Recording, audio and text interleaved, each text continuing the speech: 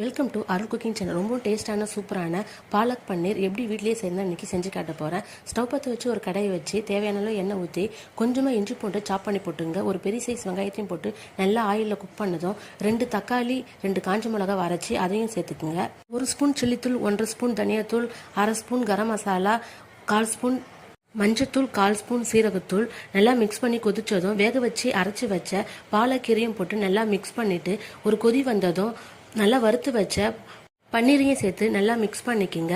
லைட்டாக கொதி வந்ததும் தாளிப்புக்கு ஸ்டவ் பற்ற வச்சு ஒரு கடாயை வச்சு 1 ஸ்பூன் சீரகம், 1/4 ஸ்பூன் சோம்பு, கொஞ்சமாக பூண்டு சாப் பண்ணி போட்டுங்க. 2 காஞ்ச மிளகாய், கொஞ்சம் கருவேப்பிலை, 1/2 ஸ்பூன் சில்லி தூளியும் போட்டு தாளிச்சிட்டு அதை எடுத்து பாலக்கீரையில் ஊற்றி திருப்பியும் கொஞ்ச நேரம் கொதிக்க வைங்க. அவ்வளோதான், சூப்பரான பாலக் பன்னீர் ரெடி. நீங்களும் இதே மாதிரி ட்ரை பண்ணி பாருங்கள். டேஸ்ட்டு சூப்பராக இருக்கும். அருள் குக்கிங் சேனலை லைக் பண்ணுங்கள், ஷேர் பண்ணுங்கள், சப்ஸ்கிரைப் பண்ணுங்கள். தேங்க்யூ ஃபார் வாட்சிங்.